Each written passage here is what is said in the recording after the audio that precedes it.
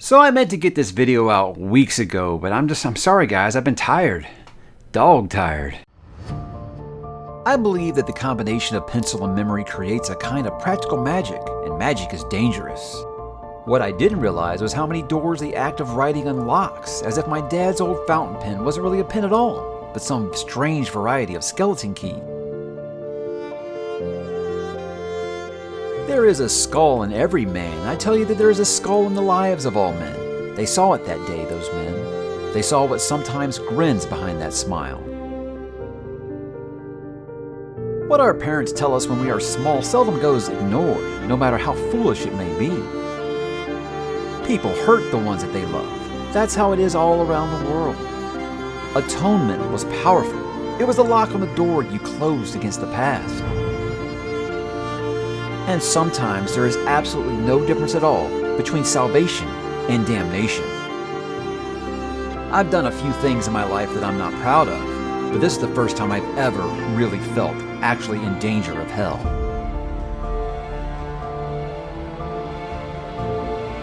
Time takes it all, whether you want it to or not. Time bears it away, and in the end it is only darkness. Sometimes we find others in that darkness, and sometimes we lose them there again. But I guess you can never wash anything completely away, not from this dark glass of a world. Now I saw them again, a tangle of names overlying one another, and looking at them was like listening to the dead speak and sing and cry out for mercy.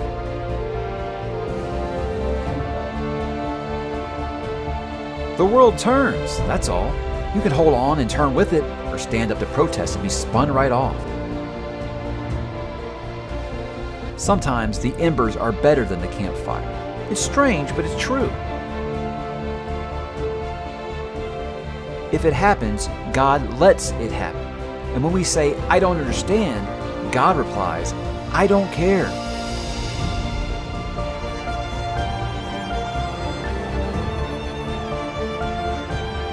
And on the day of my judgment, when I stand before God and He asks me, why did I kill one of His true miracles?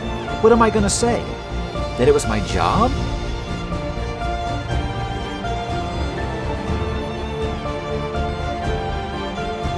We each owe a debt. There are no exceptions. I know that, but sometimes the Green Mile is so long.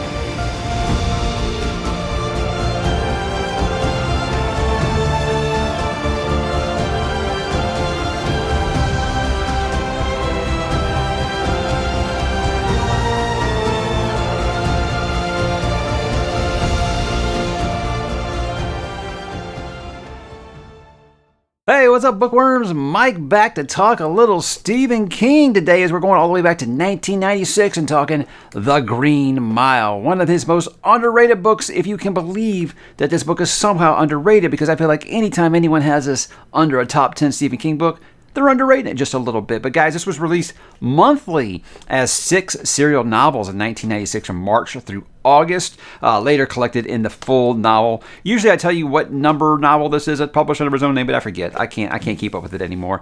But guys, I was in his book club at the time, so I was getting this monthly, and I foolishly got rid of those when the full collection came out on hardcover. I don't know what I was thinking getting rid of those, because those would be nice little collectibles to have today. But guys, this was a book I absolutely loved when it was released. I feel like I was preaching to everyone who would listen, and a lot of people that wouldn't, that they needed to check this book out, even if they didn't read Stephen King. And then the movie came out not long after, and it became like a pop culture phenomenon. This probably was one of his more successful movies. It's one of those, like, you look at it, it's like, it wasn't a huge box office or anything, but talk to people you know.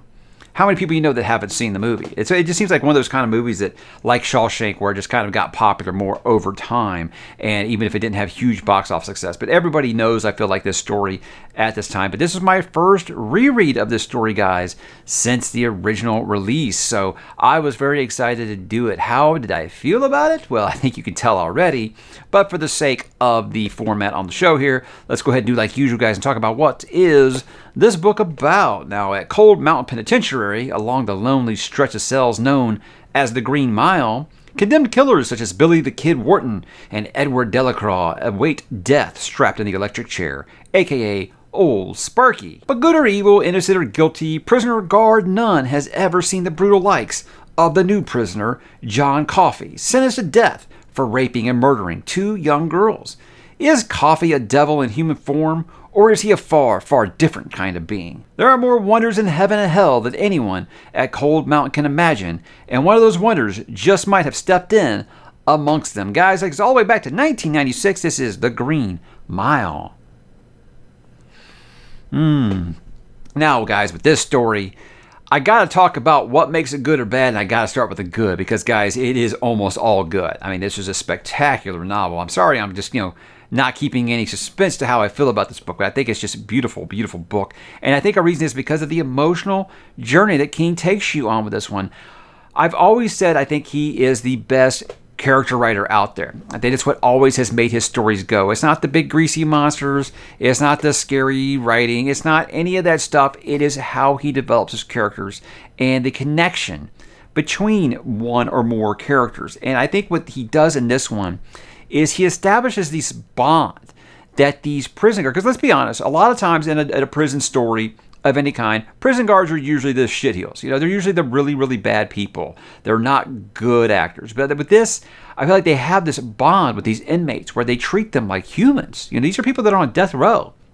And the bond that they have with them, and they really want to make their last remaining time left on this earth, they want to make it pleasant as possible. They want to make it as comfortable with them as they can.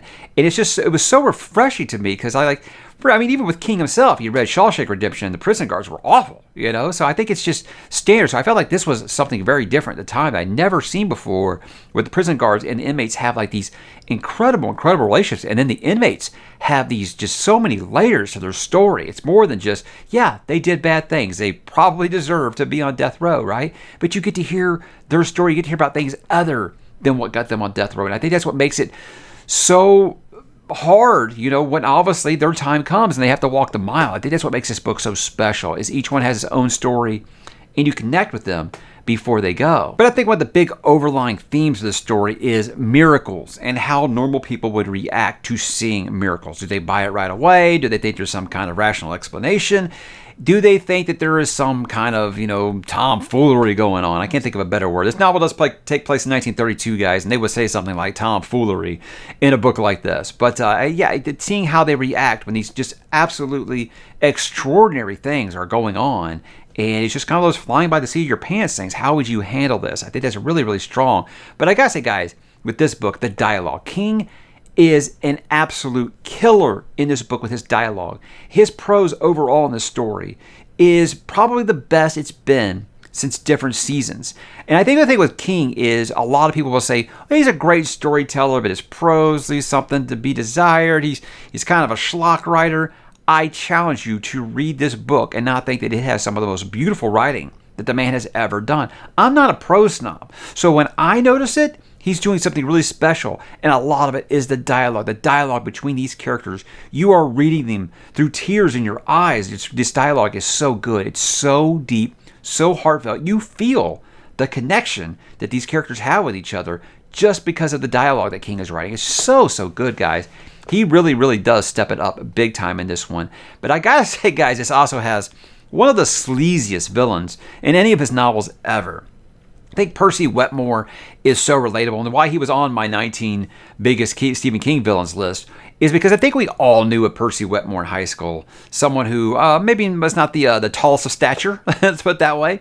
And, the first time after high school, they got a little power and it went straight to their head. They didn't know how to act like a normal, reasonable human being. And Percy Wetmore is just one for the record books because I think it's so relatable in a way that he is like most of those prison guards that you kind of have come to know and abhor, in other stories. But it's just the relationship he has with these other guards. It just makes him even more, you just want to strangle him, like you can tell these characters are trying not to do the whole time. But yeah, Percy is definitely one for the record books here. But King going for the human connection here, I think is one of the reasons that when you do get the supernatural thrills, that's why when they're like, okay, I forgot I am still reading a Stephen King book, so there's going to be something a little weird, a little out of the ordinary, and this book has a lot of those things. I wouldn't say this book has any real frights, except, when you are hearing about some of the things that these inmates did to get there.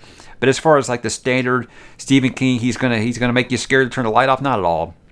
I think with this, the only thing he's gonna make you scared of is the story has to end, because the whole time you're reading it, you're getting connected to these inmates. You know what's on tap for them. There is going to be no record, oh, look at that. We got the court case reversed, at the last minute. This isn't that type of story, so the fate of all these characters. And King will still, something I've always complained about with King is he'll always say something like, and it was the last time anyone ever saw them alive, and I always like, why are you tipping your hand like that? King is such a good character writer. He will tell you these things and you still won't care. You'll still get connected to the character, knowing that they are a dead man walking. And it's just, the guy's a wizard, man. It's what I always say. It's what makes him so amazing. But I think this book is chock full of positive messages. It really is for content that's so dark. I feel like he talks about a lot of issues that people didn't want to talk about. And he presents them in a positive light. It's never preachy. It's, be it race relations, be it the death penalty, things like that. Things that are very, very tough to talk about. Belief in a higher power, faith, religion, family, doing the right thing, no matter what the cost. These are things he's able to talk about, and it's done in such a positive way that you are on board. These people are doing stuff that is completely foolish to the rational mind, and you're on board. You want them to do it because it's the right thing to do. And it's beautiful, guys. It really is a beautiful story. And I got to talk about Mr. Jingles. Mr. Jingles is amazing. He must be protected at all costs. Look, if I saw a mouse in real life, I'm jumping up on the chair. It's not that one of those things. It's like if you guys have ever had like a mouse or a rat in your house or something, it's not because you think they're going to hurt you. It just startles you, So I think anytime I would see like a rodent, I'd be like, it would freak me out a little bit. But Mr. Jingles is a character that I think speaks not a word in the story. It's not that kind of supernatural story, guys, but it is very much a character that you will love. I think that King obviously can write animal characters, animal companions, if you will, in as good a way as any fantasy writer out there. I think he's able to do that very well, and he does it great here, showing the relationship between Mr. Jingles and Mr. Delacroix. That is really, really just beautiful, hauntingly beautiful, and beyond. After that, there's some things with Mr. Jingles that just go beyond just that relationship. It's so good, guys. I really don't know what else to say. This book is just chock full of great, great things. But it isn't perfect. It's never a perfect book. Now, look, this stuff didn't bother me very much, guys, but this might be a couple things that might stick in your craw a little bit. I think the parallel storylines, there's the older Paul is telling a story in 1996 in his retirement community, and this takes place in 1932, and he will kind of flip back and forth between them sometimes, and you will find yourself kind of being like, okay, I'm not really concerned about like this mean orderly, about what's going on in the old folks' home. Can we get back to the main story? You will find yourself doing that, I think, a couple of times. I don't imagine that orderlies are very nice people either, So that was something that I wasn't really interested in until the very, very end, where he does, talk about what happened after what happens in the prison. But yeah. Also, guys, there's going to be some stuff that's tough to read. This is a Stephen King book, after all. The content here, you do deal with child abuse, rape, murder of children. It's very tough to read, guys. It's supposed to be tough to read. It is. Again, this is a Stephen King book. These things are supposed to be tough to read, and you're supposed to see why these characters are on death row. And he doesn't hide that. And he will still find a way to make you care about them. That's what's amazing about it. And it does take place in 1932, guys. So yeah, there's going to be some things that are going to be culturally sensitive. There's going to be some things that seem outdated to you today, reading it with modern eyes. But again, you read a Stephen King book, I think you're expecting stuff like that. He's not going to hide the warts of what things were like 90 years ago. He's going to show you exactly this is what things were like during that time period. But it may be something that might be a little jarring for you, a little hard for you to read. But again, I don't think anyone goes into a Stephen King book expecting puppy dogs and rainbows, right? But why should you read it, guys? Look, like I said, I think everybody's seen the movie. And a big question I get is, if I've already seen the movie, do I need to read the book? Because you talk about how faithful it is. Look, this is one of the most faithfully adapted Stephen King books out there. Frank Darabont is like Mike Flanagan. He gets it. Those two and Rob Reiner are the only ones who seem to get what makes Stephen King work and put it on screen. They're able to do that. And I think with this one, yeah, everyone just about has seen the movie. Very, very faithful. But guys, the book is still very much worth your time. Like I always say with these things, treat this like the director's cut, because there are things in here that are not in the movie. And somehow, guys, how the ending of this book is able to punch you in the feels even harder than that movie did.